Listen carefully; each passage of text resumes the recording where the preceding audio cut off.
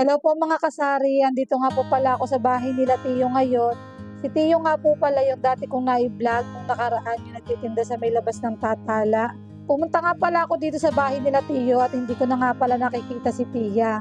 Kadarating nga lang po ni Tia galing Polillo, kaya sabi ko sa kanya anong pasalubong niya, baka kako may uwi siyang sihi. Masarap po kasi yun pakuluan sa luya tapos lalagyan mo ng asing betchin. Kaya sabi nga ni Tia hindi nga raw sila nakakuha at amihanin doon, mahirap daw manguha. Tapos mahirap pa daw magbitbit sa bangka. Umuwi nga po pala dun si Tiyo kasi nga po hindi nakakatinda dito gawa ng umuulan. Kahit papano kasi pag nandun sila sa Pulilyo, nakakapag-uling siya at nakakapangisda. Minsan ay nakakapag-hornal din si Tiyo doon. Kumbaga ay nakaka-extra-extra siya kahit papano nakita. Doon po kasi mga kasari sa Pulilyo ay hindi na halos problema nila Tiya ang pagkain.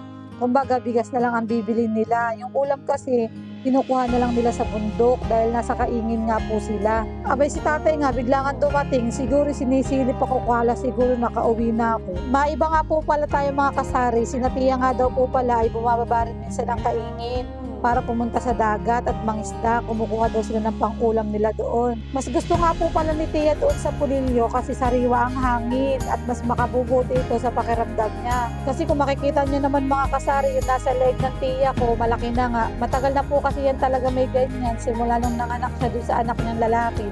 Kaya talaga mga kasari, madalas yan mahirapang huminga or hingalin. Yung mabilis mapagod. Si Tia nga po pala ay wala namang tinitake na gamot mga kasari.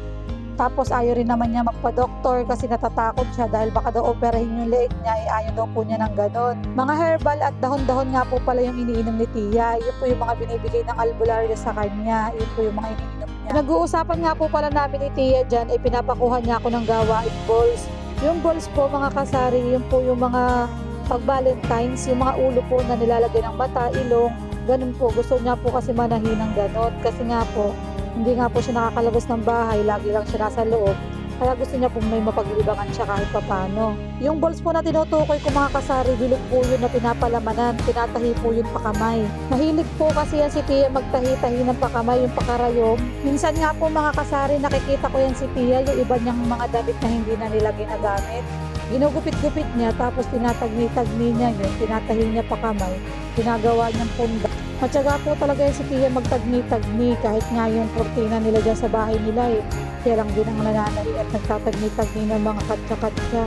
Kaya nga natutuwa si Tia pag may pumapasyal sa kanya at siya kasi hindi talaga nakakalabas. Lagi lang talaga siya sa loob ng bahay. Kaya nga minsan naaawa rin talaga ako dyan sa Tia ko na yan. Sana nga ay gumaling na nga si Tia at mawala na nga yung nasa leeg niya. Nahihirapan din po kasi talaga si Tia dyan sa leg niya eh. Kaya nga mga kasari, pinipilit ako ni Tiyang kumuha ng balls kasi para daw may magawa siya at may mapaglibangan siya kahit papano. Matagal na rin po kasi si Tiyang nananahi ng ganon, yung gawaing ball. Ayun nga po palang gawaing balls na yun mga kasari, iyon po ay pondo. Kung sumahod po ay December at saka February bago mag-Valentine. Kay Tia naman po ay walang problema sa sahod dahil ang mahalaga sa kanya ay may napaglilibangan siya kahit papano. Kaya nga si Tiyo, pinipilit nga din akong maikuha ko si Tia ng gawaing balls para nga daw may maipaglibangan si Tia. Kaya nga sabi ko, sige at ikukuha ko.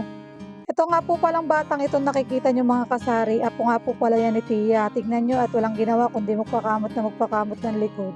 Dalawa nga po pala yung apo ni Tia na yan at yung isa doon naman sa kabila niyang anak. Ganyan nga po ang gawain nila maglola kada sila ay magkasama. Ay parang ang inaantok pa itong batang ito. Kaya nga sabi ko matulog ka, pag hindi ka natulog ay hindi ka nalalaki. Bakit kaya gano'n ang mga batahan eh, ang sarap din minsan biro-biruin. Habang nga kami nakaupo ni Tia at nagkwekwentuhan ay may lumapit nga sa amin ang hihingi ng tulong. By di nga dala-dala pa'y papel. Eto nga po pala mga kasari ay kapurok lang din namin humihingi ng tulong.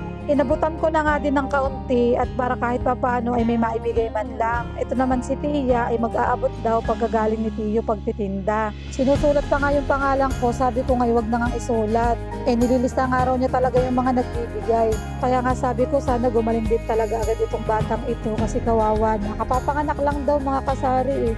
Kaya mga kasari, maswerte talaga tayo kung wala tayong mga sakit at wala tayong nararamdaman sa sarili natin. Kasi minsan, di ba, pinoproblema natin mga pinansyal, pambayad ng utang, pambayad ng kuryente, tubig. Kaya pag nakakita ako ng ganito, mapapaisip ka na lang talaga na ang swerte pa rin natin, di ba? Kaya maraming bagay talaga ang dapat ipagpasalamat natin kay Lord. O siya mga kasari, hanggang dito na lang po ulit. Maraming salamat po. Ingat po tayong lahat.